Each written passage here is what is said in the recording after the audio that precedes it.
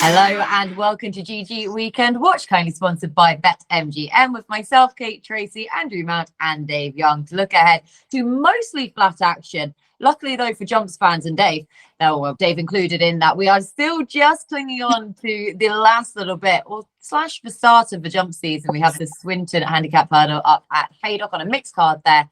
Some really competitive races at Ascot. And of course, we've got the Oaks and the Derby trial at Lingfield after we've just had Chester with loads of Derby and Lingfield and Oaks trials then itself. Now, we had a good week on the show last week because for the 1,000 guineas, he tipped up the winner, El Malca, at 28-1. Fortuna, Porta Fortuna second for Dave at 11-1. So nice little reverse forecast that we had going on there. Then in terms of the naps, Dave had Look Back Smiling around a blinder, finishing second at 7-1. I had Sierra Leone, who finished second in the Kentucky Derby. Andrew had Royal Dress winning at 33-1. Run those Night of Thunders on the soft ground. Look Back Smiling, of course, as well for Andrew, second at 7-1, and Harton third at 16-1. Dave also had The Dream, stuck with her then, 14-1 second. Rosalian second at 15-2. So very well done all round, lads, and it gives me a perfect opportunity to remind you to subscribe to this YouTube show so you never miss any sort of episode and any sort of winners as well. Right, we will kick on with this weekend's action though, as we begin at Ascot with the 130 0-90 handicap, 4-year odds and over a mile 4, 9-2 the field. Just one of our many competitive handicaps at Ascot, Andrew. So would you like to kick us off with this one, please? Yeah, absolutely. Hello all, hope you've had a good week. And yeah, this is extremely tricky to start with, and you can go, you could be fooled into thinking you've got to be on the side with the 4-year-old because they've won 8 of the last 10 renewals, but the 5-year-olds have won twice, but only from 27 runners. So the expected number of winners was only about 2.5. So there is no statistical significance with the 4-year-old angle here. So if you hear anybody saying you've got to have a 4-year-old in this race, it's absolute nonsense. So sorry, Dave, if that's the angle you're going for. Now, I put up Youthful King last week at Newmarket in my column, which was a mistake. He liked the fast ground. He'd shown the promise on the all-weather. He's a fountain of youth. He's got a much superior strike rate on turf than the all-weather, but the track was just not ideal for him. He's a kind of Windsor, Sandown, sharper right-handed track horse. Ascot, I think, will suit better than Newmarket, but I do worry that there's quite a few other pace angles in this race as well. So having gone through the pace map of the race, I was thinking there's quite a lot of early pace, quite a lot of this drawn low. We could be in for one of those mile-and-a-half Ascot races where they come late and wide down the middle of the track, and the winner is a hold-up horse. Maso Basti was quite interesting. Second run for Michael Bell, having run respectably at Kempton on his stable debut last time out. But I think I'm just going to be very boring and go for Kotari, the favourite, coming out of stall 11 for the Arian Josh Mooryard. Jason Watson on board. Arrives here on a hat trick, having won over 10 furlongs at right-handed Windsor on good ground, and followed up at Salisbury, again right-handed on heavy ground. I don't think the longer trip is going to be a problem for one who's run well over hurdles. I think it's just going to be a case of late on the scene, down the outside of the track, around about 9-2 Kotari for me. Keep it simple then, Kotari in this one, like say for Gary and Josh Moore now on the dual license there for Andrew. Dave, hopefully not the 4-year-old angle. No, this was an easy one. We've obviously got plenty of action to cover. This is one where Kotari obviously did bolt up last time, runs under that £5 penalty. I mean, it's very difficult to say that he doesn't look well in off the back of that. That performance was mega. I know it's very different ground now. That was on a bit of a bog. Andrew's just touched on everything in there. The fact that he's a hold-up horse, come off the back of the pace as well. I think it's a tentative enough selection, right? Because obviously, if he hadn't have bolted up 6 days ago, would he be as short as 7-2 in this race off the back of what he did before? Maybe he wouldn't be, but then he probably would bolt up because he wouldn't have the £5 penalty. But he's just one of those that looks so obvious, didn't he? He is still 7-2 at the time of recording, so he would be a selection. But I mean, he could bolt up and he looked like an absolute good thing. But there are better bets this weekend, although Kotari will get us off to a winner anyway. Okay, so then better bets this weekend, but hopefully Kotari will get us off to that nice winner. Right, we switch to Lingfield now. 0-105 handicap, 4-year odds and over a mile, 3.5 furlongs in this one. 5-2 the field this time around. So Dave, I mean, they're not getting all that much easier, but did you have a bet in this one? I mean, I do. There's always a bet to be had in some of these races, especially on the Saturday stuff. But yeah, you are right. It doesn't get any easier too quickly. I will just quickly talk about a horse that's the absolute rag of the race, 33-20 at the time of recording, because it's fairly irrelevant to talk about because I don't think he's that well handicapped. However, if there is a bit of support for him, that would then make him a little bit more relevant, right? So it's Peking Opera, again, for the Moors. It could be sort of like a quick fire ITV double for the two of them. Got some good form. I say good form. It's got form behind the likes of Vauban and August Rodin, right? So you shout out those names, it gets you excited. I don't think he's well handicapped, as I touched on, but they've put first-time blinkers on there. Maybe they've held a couple of horses back to try and do bits with him. Was last seen hurdling, or has recently been seen hurdling. He's just a very interesting runner in there. Like I say, he's a 33-1 rag. If there's money for him, that would interest me. But the one that I do quite like, give me a bit of an interest in, is If Not Now for Rafe Beckett. Handicap winner off of 87 this time last year. Ended the season last of 8 in a Class 2 handicap at Doncaster. Was sent off 6-1 that day. This, for me, is a very similar contest. I don't think this is any harder. On ground this time, though, that he will prefer. They cited the ground as being too slow for him in that race at Doncaster. He's 8-1 in this race. As I say, this looks easier than that last assignment in Doncaster. So you'd have to be a bit forgiving, but the ground would be enough of a reason to put him there. So I think at 8-1, he would be my vote in here. And first time after the gelding operation as well in this one at Lingfield. I should have said for that last Ascot contest as well, that was an each way plus race with BetMGM, just as a reminder then with the 4 places on offer. Haven't got that then for this one, Andrew, but did you have a straightforward way of playing it at least? Yeah, I mean, the worry here is that the ground is drying out, so I just wonder if it's going to be one of those Lingfield on the round course, meetings where you want to be late and wide around the outside, and the front runners getting each other's way around the inner, and sort of hold up horses are coming down the middle of the track. True Legend, I wanted to be against. I thought he's probably best right-handed. Flash Bar Doe's not necessarily going to appreciate the drying ground. He's won his last 3 perf starts, but they've all come on soft or heavy going. I thought If Not Now had a chance for the Beckett yard now that they've started having winners. But I kept coming back to Aimeric, which is pretty boring, got a good record when fresh, likes quick ground. Assuming it's drying out, we're not going to see the word soft in the going description. Then I think Aimeric, having won first time out last season and gone, won other races after a break of at least 5 weeks, I think James Dawes is just going to have this one in the right position down the outer. Pick them up in the final furlong. So Aimeric for me, another favourite. How boring.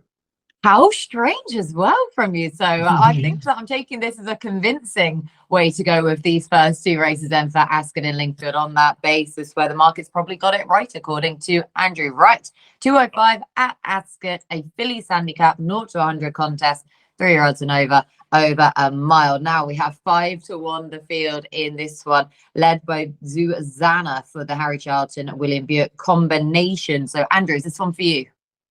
Yeah, interesting race, this one. I mean, Zouzanna's got a good record on good or faster turf or the all-weather, second, first, fourth, first and third. Again, I think they're calling it good to soft at the moment, soft in places on the round course. You can imagine, when Saturday comes, it's going to be a lot quicker. So we'll get a clue in the first race to see what the ground's doing. But if it is genuinely good or faster, I thought Zouzanna had a chance. The interesting angle with this race, though, is horses who ran in Class 1 company last time out. 5 from 23 in the past 10 years. That's 8 renewals because we lost a couple. 1 through COVID, 1 through the weather. A profit of £16.50. The expected number of winners was only sort of 2.7 or thereabout. And in the 3 blank years, when the winner didn't come from a Class 1 race last time, you had a 12-1 place, that was last year, an 11-1 second, and a second and third in the same year. So there's 4 qualifiers: Topanga, Rose Prick, Mother Mary, and Mystic Pearl. And I did have a look at Andrew Balding's record when he books Hayley Turner. Hayley Turner, not my favourite jockey, having had a stupidly big bet on him many years ago. To be champion jockey in the next sort of 5 years, and didn't realise she was quite so work shy at the time. But But we know that she rides Ascot extremely well. She likes to cover legs, sort of self-preservation, sit, wait, and find a nice big gap. So since 2020, Andrew Balding and Hayley Turner combining in handicaps, 14 winners from 91 bets, profit of £9 and 6 pence. On favourites, 6 wins from 13, plus £5 and 7 pence. So Topanga is sort of drifting at the moment, but I thought could be the one here. Ran in Group 3 company last time out, was outclassed, finishing 5th, 16 to 1. That was a reappearance run, probably would have been needed. Once second time out last season. So Topanga for me. 9 to 1, like I say, she has been on the drift from 6 out to 9 then already, and the housery continues from Andrew on this week's show. It would have been boring without it, to be fair. Dave, who do you like in this fillies handicap? Well, I'm pleased that Andrew's given a good mention to Zouzanna, because I am pretty strong on Zouzanna. I said there was better bets to be had this weekend. This, for me, is one of them. And obviously, I'm continuing the theme of one of us tipping up a favourite as well. So we're going around that one. But I think she should be a miler. She started off the beginning of last season, won at a mile. They tried her at different tricks, but she won a handicap of this course, 7 furlongs. That was off a £3 lower mark. You'd think, like I say, from the breeding perspective, her dad's side, they're all pretty quick, but from her mum's side, there's lots of stamina in there. They tried her at the trip last year, and I guess in handicap company, she maybe got found out a little bit. But it was that run first time up last season where she won. So again, this time round, I'd suspect that she could probably go in first time up again. Buick's been booked up top as well, so I think that's quite good. And the ground will be ideal. Andrew touched on the fact of her form being in there; it's going to dry out as well. So if you think about it, she's done RPRs of 87, 89, and 91 already in her locker. That was as a 3-year-old. I think she's definitely going to be better this season. She's running off an official rating of 84. This is just the start of her year of massive progression, as far as I'm concerned. I think she'll end up as a right good horse in handicaps. She's 9 to 2, right? I think top price at the time of recording. There are a few places up for grabs. Actually, I can see 5 to 1 up for grabs. There's a few places up for grabs with some bookies. There is a couple of firms that are paying 4 places as well. So typically, it's not necessarily price driven, but there might be people that look at it each way. But I think this one romps home. So I wouldn't be going for security and backing her each way. Zouzanna, fairly strong win bet, top price 5 to 1. No need for the each way angle then with Zouzanna. Happy to go on the nose then for her in this one. That was the 205 at Ascot. Right, we head back to Lingfield now for the 225. The listed Oaks Trial Fillies Stakes for the 3-year-old fillies over a mile 3.5 furlongs in this one. Now Danielle for the Godsons is the 6 to 4 market leader, 6 to 1 bar about the remainder here, Dave. So the market is pretty strong on Danielle. Were you likewise? No. It's very difficult for me to try and say things politely, I think, when it comes to these types of instances, because you are right. The market's pretty strong on Danielle at the moment. It was really hard not to be impressed. Visually, last time out was a proper weapon performance of a horse. But you do have to try and challenge those types of performances, because it's not every day that we see something like a Frankel go out on the racecourse. And I don't know whether the run is that good. So we'll have to find out what happens after. It'll be interesting what happens with the market, because like you said, they're pretty strong now. She's 5 to 4 at the time of recording. Just quickly skimming down the prices just so we know where they are as like a timestamp. But Treasure's in second, top price 6 to 1. You got me 6 to 1. Rubies Are Red 11 to 2, top price 10 to 1 Molten Rock. Cherry Burton's 28, and then 40 to 1 Big Time Bridget. So obviously we're recording this Thursday afternoon. Be interested to see how the markets move, because I reckon there's going to be a fair bit of support for my selection. Rubies Are Red. Aidan O'Brien was due to run at Chest this week, but they went against it. That race looked pretty deep, to be honest with you. The winner actually looks like a real nice horse. Galileo Dame was a form boost for Rubies Are Red. I don't think it was the best ride from William Buick off the back. I still think the winner's a very good horse. I don't think it would have won, but I still think it's a nice little boost of form in there. She raced a couple of times on heavy ground in Ireland, but spread from found. We obviously know that she won, or she was second in 1,000 guineas, in an Irish 1,000 guineas, and she won the Breeders' Cup Turf on good ground, beating Golden Horn.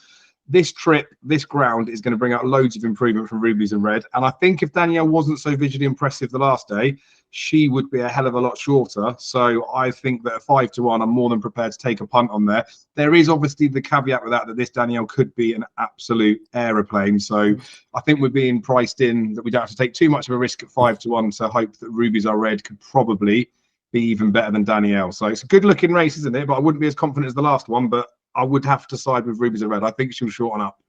Yeah, so 7-1 at the time of recording for Aidan O'Brien. Ryan Moore booked to ride as well. And interesting that we're getting the jockey bookings then for the O'Brien horses coming in at Lingfield. But yeah, I agree. I feel that this is a stronger race than the Derby trial later on in here. But taking on Danielle at the head of the market, 7-1 price, Rubies Are Red for Dave. Andrew, who did you like?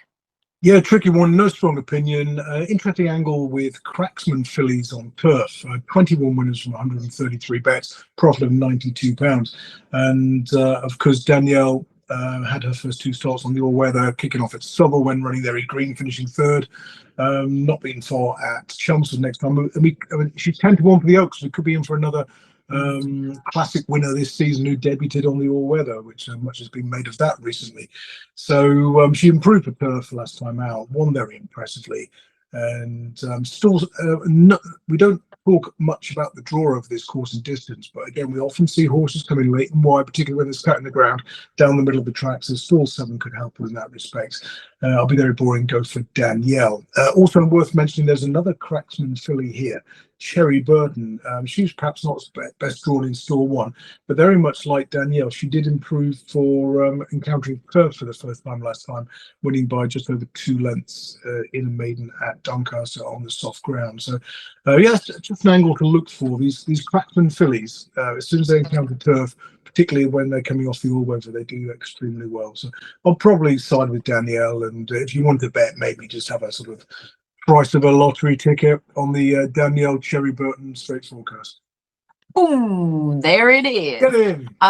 There we go. At least, I mean, to be fair, it's been a few weeks since we've had that. So there's your angle. I'm also with Danielle as well, just to keep the theme going here from one of us having to side with the favourite in one of these races. But yeah, Danielle, the impression that she left last time out on that turf debut, I was actually listening to it to some of our colleagues on the radio when I was driving down, and had to go back and watch it, the way that they were eulogizing about this success, rather than you just look on paper, you see rainfall, soft ground, Weatherby, fillies novice, 10 furlongs, a 4-7 favourite, goes and dots up.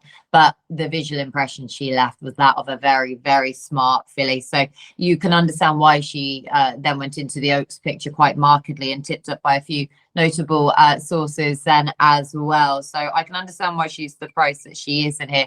I'll be very disappointed if Danielle gets beat in that Oaks trial. Right back to Ascot for definitely a betting heat in this one. One of my favorite races of the entire year, because I love my 7 furlong contest. I love my specialist 7 furlong horses. Victoria Cup time, heritage handicap for the 4-year-olds and over. 8-1 the field. Andrew, so we've got a big field of runners to go at in this one. It's a 23 in the final lineup here. So yeah, good luck. Take it away. Yeah, I'm glad you mentioned 7 furlongs, Kate, because it is very much a specialist distance. And if you sort of look at horses who ran over 6 furlongs or a mile last time, or those who ran over 7, it's certainly been wise to sort of give preference to those who ran over 7 furlongs last time out. If you backed all the horses who prepped over 7 furlongs and were drawn in stall 20 or higher in the last 10 renewals, 4 winners from 34 and a good profit. And in the blank years, you were often finding horses who were sort of in the frame at big prices. And in 2022, this angle hit the first 3 homes 16-1, 22-1, and 25-1. And you'd have copped an exacta in 2015, 10-1 and 33s, and the year before 12-1 and 16. So again, draw wise, we had the winner come out of stall 2 last year. Generally, Ascot straight course, you want extremes, very high or very low. The Victoria Cup early seasons tended to be very high. So give extra credit to those drawn in 20 plus, give extra credit to 4 and 5-year-olds and those who ran over 7 furlongs last time out. Now, having gone through the qualified, the one I quite like is Arabian Storm for Andrew Balding, because he won a big handicap with Desert. It was a Desert Cop on the 2000 Guineas meeting at Newmarket in these colours, coming out of stall 21. He's only had 3 goes over a straight 7 furlongs, second by a neck, a win by 3 lengths, and a third only beaten by 3/4 of a length. He's a 4-year-old who ran over 7 furlongs last time out. So I've not been through the sort of pace map of this race yet, but I was quite keen on Arabian Storm to run a race here. All the others drawn high. Streets of Gold ran over 6 last time out, but it's possible he's not the same horse since he was gelded and had a wind operation. Although it wouldn't, given it's Eve Johnson Horton, and she's got she's done well in this race before with the likes of Accidental Agent placing, could go well. I was against Wob Wob Wob, who I thought was flattered by the track position at the first class time out, sneaking through on the rail. He's got a terrible record following a win. Form figures of 5th, 5th, 6th, 6th, and 18th. So don't be suckered in by him, perhaps. And the interesting one from these sort of lower draws, the Wizard of Eye. First run for Charlie Fellows, having left Stan Moore's care. With the greatest respect to Stan Moore, I think that's a trainer upgrade. And he's a horse who often ran well at big prices in races he had no sort of right to be in. And it gelded since we last saw him. He's just the kind of one who could pop up here. And we know that Charlie Fellows does well in handicaps at Ascot, and Tom Moquan's been booked. So yeah, I'll go for Arabian Storm, but I'm going to have a saver on the Wizard of Eye. 20-1 Arabian Storm and the Wizard of Eye at 14. Then again, first time after the gelding operation, and first time for Charlie Fellows as well. So a few unknowns then for the Wizard of Eye, but nice prices to go at. Dave, who did you like? Yeah, mine's probably not quite as nice a price, but then I do have to pull this back into context. If I could tip you up a 7-1 winner, most weeks you would be happy. Musketeer, I've got a terrible, I say terrible soft spot. Like, I've got a real soft spot for the horse. I think there's probably a few people that are in a similar disposition. I do think, back in a big field handicap on the turf, the 7-1 about him is a bit skinny, but this is a race where 23 runners are in him instead of the 29, so it's not as big a field as it could have been. Andrew talked about all sorts of stats, so you can go back and look at those. But he's drawn in 19, so he's basically in 20. He started at 7 furlongs last time out. 4-year-old, like, he's got lots to like about him, I think. But he is very well found, isn't he?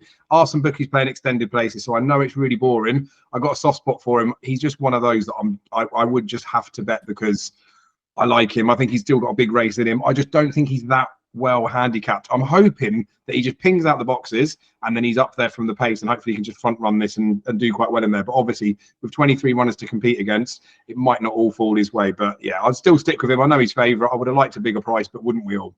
Wouldn't we always, for everything? 6 places on offer each way plus race with BetMGM as well, and he has got one of those higher draws also. Yeah, a horse that I like and hugely respect. But Ramazan is the one for me in here. Install 18, so I'll be right next to you. Hopefully still a high enough draw then for him. Again, very much a 7 furlong specialist. And as I say, I love my 7 furlong specialist.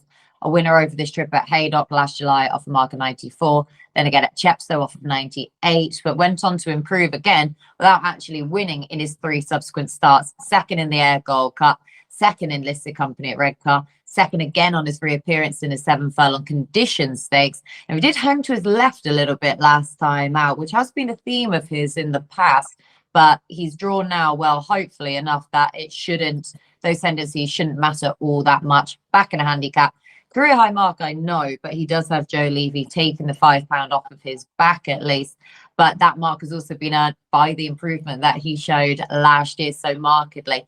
And his reappearance showed that he's returned in just the same order. So Ramazan 16-1 for me. And again, just to reiterate, that is an extended places race with BetMGM. Right, 3 o'clock now. We have the Derby Trial Stakes listed race at Lingers for the 3 odds over the same distance as our previous Oaks trial, over a mile at 3.5 furlongs. Now, Aidan O'Brien's got the 2 in here. He left it till late in terms of the jockey bookings, but Ryan Moore is going to keep the partnership with Illinois. He's chosen him in this one. 5-2 favourite Defiance, 3-1 in next. So Dave, Derby trial.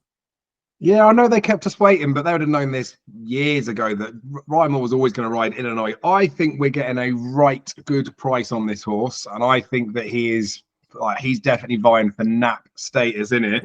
I've got like, it's very difficult when you've got like early season form for these horses where there isn't that much substance to what they've done because we haven't had enough races behind to sort of frank it. But I really do think he is already the best horse in the race. He's bred to appreciate this trip. He's bred to appreciate the drying ground too. He's got Venice Beast in the family, winning the Chester Vase on good ground. Dame Dream obviously won an Arc in 2011 on good ground.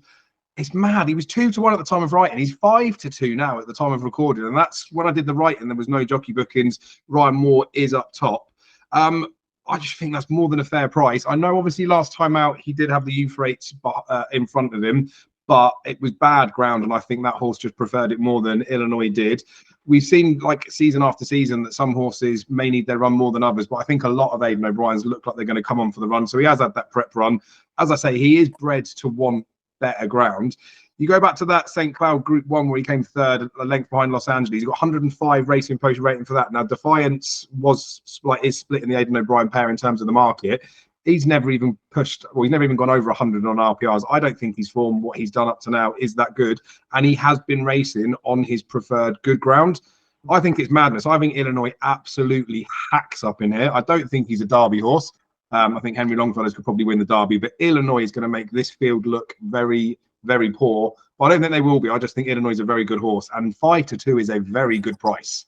5-2, a good price. And there was the hint of nap material there as well. Illinois to reverse that form then with his statement. The Euphrates, who is 5-1 shot in here, and Roger Varian's Defiance. Splitting the pair of them, Andrew. Are you as bullish as Dave? Well, my geography teacher would be spinning in his grave. You're calling the Euphrates the Euphrates, but I'm not one to talk when it comes to pronunciation. I mean, if you're back in Illinois, you look at his rating. He's like got an RPR Racing Post rating of 117, 6 spots here. If you see that sort of gap between the top and the second rated in a sort of non-handicap, you're normally talking about sort of 6-4 or shorter. So I can see the case. I'll be slightly concerned by stall 1, just in case it is a case of it's slower on the inside. They'll want to come late wide down the middle. And for that reason, I'll just go for the Euphrates from stall 9. But I'd be tempted to do the reverse exacta here, Illinois and the Euphrates. I didn't particularly like Defiance, the second favourite for Roger Varian. I thought he might have been flattered by that wide trip at Epsom last time when finishing a close-up second. I thought the O'Brien horse did too much too soon on the inside. They all got on their way on the inside, got each other's way on the inside rail. And the winner and the runner-up were wide on the track that day. So I'll take on the Defiance, go reverse forecast numbers 5 and 9. And at least these O'Brien pair have had that run already, where that seems to have been a bit of a theme for the start of the season, is potentially take them on first time out, but once they've had a run, they do seem to take a huge step forward. The Euphrates then, I've just been looking up what that is. A river in Asia, the 15th longest river in Asia. Not the longest, the 15th longest in Asia, and the longest in Western Asia. There you go. And we've learned something new then today. Euphrates. Every day is a school day. Literally in my world, very, very much so. And yeah, Ballydoyle always enlightening us with some sort of culture anyway. It's the only source of culture I get nowadays is the naming of their horses. Right, that was the Derby trial. Now we head back to Haydock. Jumping action for Dave to go out in this one. The Swinton handicap hurdle, Premier handicap. We always expect this race started the jump season, then to really sort of kick us off all over again. 4-year-olds and over just shy of 2 miles. Lark in the Morning, the 4-year-old for Joseph O'Brien, 5-2 favourite, 8-1 bar about the remainder, Andrew. So get your jumper's hat back on again. Yeah, somebody told me earlier in the week that Lark in the Morning definitely goes for this race. He's likely to improve for the better ground. And having looked at the fact that he's been a non-runner 4 times from his last 5 intended starts, I'd have said, oh, they won't run him. But he's sort of 5-1 into 5-2. Looks like he's going to go because he won on officially heavy ground at Cheltenham last time. That was in the Boodles, the Fred Winter to you and me and old money. A race that's worked out extremely well. Now, post-race quotes suggested that they were surprised he went on the ground. They thought they might even pull him out, and I think he's going to improve for better going. And I mean, I think I put up 2 in my column in that race, including the 12th Eagle Fang, who I didn't put up last time out when he won at 22-1. And he's not the only one to come out of the Fred Winter and run well or win next time out. So the race has worked out well. The thought is that he's going to improve for better ground. Joseph O'Brien sending him over the way here to be, fairly sort of modest by comparison horses, I think. I've not gone into the race in as much depth as probably Dave has. I've not looked at the stats for 4-year-olds, for example, but yeah, I'm just going to go for Lark in the Morning based on that Cheltenham win. Based on the Cheltenham success from last night, 5-2 favourite. Each way plus race, 5 places on offer in this one. Dave, we'll let you just roll with this. Yeah, I mean, it's a fairly quick one, though, isn't it? Because like Andrew said, Lark in the Morning, there was word that he was going to come over. He was due to run at Punchestown, and he was well supported there. Only a 10K race that was at the Punchestown Festival. Then they pulled him out of that race to come here. So got a serious, obvious chance, isn't he? I didn't do the numbers myself. I just saw a tweet. I think it's one from like the last 20 something, maybe 23 4-year-olds have won this race. So they do get £6 back from their elders. He's gone up £8 for that Boodles win. But like Andrew said, that was on heavy ground. He's been pulled out on heavy ground before. They've always said that he'll want this better surface. So I mean, he's very obvious, isn't he? I still think like the 5-2 about him that's at the time of recording, is probably more than fair. He's going to be not necessarily like a wise guy horse, but he's just going to be very well supported because he's got an obvious chance, I'd imagine. So he would be one that I'll be putting up in the race. But in these instances, and we've seen it before in a race like this, can get a bit of a flyer, can't we? We can get a bit of one. And I'm going to chuck up Tony Martin's Nibiru, 25-1 top price at the time of recording. This will be a small, maybe sentimental type of each way bet. You know, I touched on Moster Bashir before with all the good horses that he's run behind. This horse has been behind a load of good ones as well, behind the late Sir Eric. But his best bit of form, right, was last season. We all remember when Gaelic Warrior ran at the Dublin Racing Festival at Leopardstown when he ran over the 2-mile handicap hurdle, rated 143. This horse was second, and behind that horse, or this horse, was Ballyadam in third. And we've seen what he's done off of a higher handicap mark since. So he looked like he was in relatively good form then. Came over to run in this race last year, just decided not to run. So that was annoying. Yeah. He refused to race. So that's the concern with him, right? He's got lines of form in there that would suggest, whoa, he's rated 127. He should be at least a stone better than this. But then you see him do things like that. You watch him race in some of his races, and he does look a bit of a quirky sort. So he is priced accordingly. But we've seen these before in the past, haven't we? Where there's something that's seemingly very well handicapped, and then something at a price nabs him on the line or just gets the first run on him. And I think if anything's going to do it, it's going to be Nibiru. But I would say that Lark in the Morning is a worthy favourite and probably still a fair price at 5-2. But the 25-1 about Nibiru looks quite tempting too. So I think I can make a strong enough case to play the pair. Just going back to Play the 4-year-old stats in the Swinton this century, 2 winners from 25 runners, profit of £9 to £1 level stake. The expected number of winners was like 1.46. There's nothing in it. It's just not enough of them running this race to draw any statistical significance from that sample size. Like I say, no massive sample size. We're definitely not a damning stat anyway from what the small sample size that we have got. And 25-1 is the price about Nibiru, who obviously we haven't seen. I think we've only seen the once, have we, over obstacles since he refused in this race last year. So hopefully he's had enough of a distraction from the flat to be bringing him back then here. But a couple to go at for Dave. I also had a couple to go at. Bally for the first one for Philip Hobson, Johnson White, Michal Nolan taking the ride. But it's the same form line that I like with Luttrell Lad. And interesting between these two horses because, of course, Bally is trained by Philip Hobson, Johnson White. Luttrell Lad previously trained by Philip Hobbs and Johnson White, now with the Tom Lacey yard, though. So bit of interest then in terms of that. But they both ran in the same Aintree conditional and amateur jockeys handicap hurdle last time out. Bally, as I say, faring better, finishing second. Luttrell Lad not all that far behind though, in seventh, beaten 6 lengths overall. But we know that Luttrell Lad, he's going to be the main play because he is the bigger price as well, 16-1 rather than Bally at 12s. But Luttrell Lad, I just hope he's going to have the preferred running style. We tend to associate Haydock on decent ground with your front runners and not coming back to them. This race, we know they go like the absolute clappers and they don't always come, or they can very often come back to them. So I hope that he reverts back to what he showed last time out and the time before in mid-division here, rather than Bally is one of those forward-going types. But we know that Luttrell Lad has a lot of backlash, second in the Grade 2 Persian War in 2021. Settling was always a bit of an issue for him, as was jumping back in the day. But he's down £1 from last time out. Obviously well treated on his best form. 2 miles, I think, will again suit him and his running style, as long as he just takes that lead. Stan Shepherd on Luttrell Lad. Right, we sign off this part of the show with the 3:35 back at Lingfield. The Group 3 Chartwell Filly Stakes for the 3-year-olds and over 7 furlongs. Remarky 6-5 favourite then in here. So again, Dave, we've got a bit of a hot pot at the head of the market. So play or lay? Be a lay, I think. She's clearly got loads of talent. Like, I think it was the Coronation Stakes when she was second to Tahira, big price. Like, that looked like really good form, but I don't think she wins enough. I don't think she seems to put it together enough for me to think that she should be a 6-5 poke.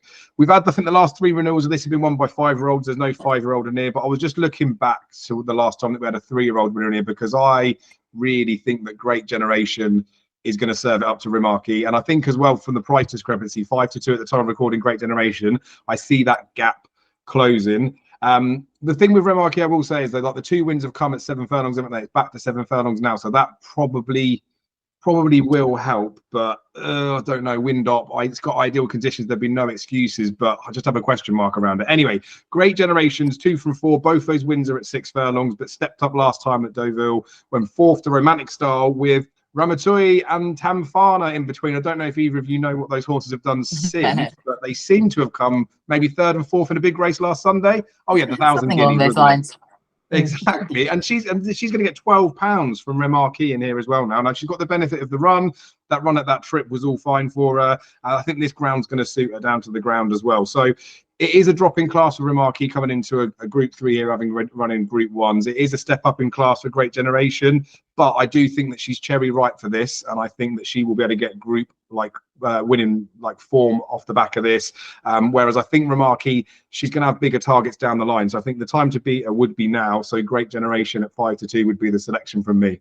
Yeah, she's definitely bred to be appreciating that further step up in trip, and that is some seriously strong piece of form from last time out. So Great Generation to take on Remarky for Dave. Andrew, you also taking on the 6-5 shot? Yeah, well, we're on the straight course here at Lingfield on the turf, so normally it's a case of throw the form book out the window, depending on the ground, and see who's going to get that stand-side rail first, assuming it's favoured. If we're looking at genuinely good or faster going, which it might be by Saturday, then it's massively important to get on the fence. The best example is you go back to 2017, when Mix and Mingle for Chris Wall under Ryan Moore raced alone on the stand-side rail, and you had Quemar for Frankie Dettori and the Rouget yard, who was even money favourite, who stayed down the middle of the track, finished second, because won at Royal Ascot next time out. So yeah, the draw can have a major influence. If you look at the stalls of some of the recent winners, you see a few stall 1s and low draws in there. But if you watch those races, they actually broke well and got across to the rail. On soft ground, you can stay to your draw, run down the middle, and it's absolutely fine. But when it's quick, and if it dries out sufficiently, then I think we're going to be looking who's going to get that rail first. Now, Great Generation's got a great draw in stall 9, but it's a hold-up horse. Salsabila, stall 8, hold-up horse. Many Tears, again, hold-up horse, as is Led Lewis, stall 6. Now, looking at the first front runner, the highest drawn front runner is number 5, Stenton Glider, coming out of stall 5. She's run about 10 or 11 to 1 from Hugo Palmer. So I'm just going to chance her in the hope that there is a draw bias and that she breaks and gets across to that rail. It's worth remembering that she only finished a neck behind Remarky on a straight course at Newbury last season. Now, because Remarky is 2 from 2 first time out, never won outside of her seasonal debuts. It's seasonal debut on Saturday. But I'm just a bit worried about that stall 3 draw, particularly if it dries out. Yes, which with the weather at the minute certainly feels like it should be doing so. Stenton Glider, nice price at 11 to 1 there at Lingers. Right, that's everything from the scheduled races. So Andrew, I'll go back to you. Anything from anywhere else? No, not had a chance to look yet. So check my column, obviously, and I probably won't tip anything that I've talked about today and find something that's running at Chelmsford or Brighton. Beautiful plug there for potentially further races. Dave, anything from anywhere else? Nope, not this week. There's plenty of good action on the TV already, and I definitely think there's at least a couple of good bets to be had there. For sure. Hopefully your nap will be one of those. So you have hinted at it earlier. Are we going there with the nap or something else? Have you thrown us a curveball? I felt I could nap a couple of these easy, but like Illinois 5-2 is just going to look so stupid when he wins by about 12 lengths. So Illinois is the nap this weekend. Pretty confident, especially at the price. That Ryan has chosen the right one in the Derby trial. Andrew, your nap. I'll go Arabian Storm in the Victoria Cup. That's 240 at Ascot. Oh, Victoria Cup, goodness me, fair play. I wanted to go next. I love the race, but I'm going to go Danielle then in the listed Oaks trial. I'm going to go a bit dull and play it, well, hopefully, touch wood, safe enough then with her at Lingfield. Right, that is everything from us on this week's show. So big thank you to the lads for all of their hard work. A big thank you to our sponsor, BetMGM. A bigger thank you again to you at home for watching. Enjoy the action this weekend. Enjoy the sun. Hopefully it lasts now as well. And we'll talk to you again next week.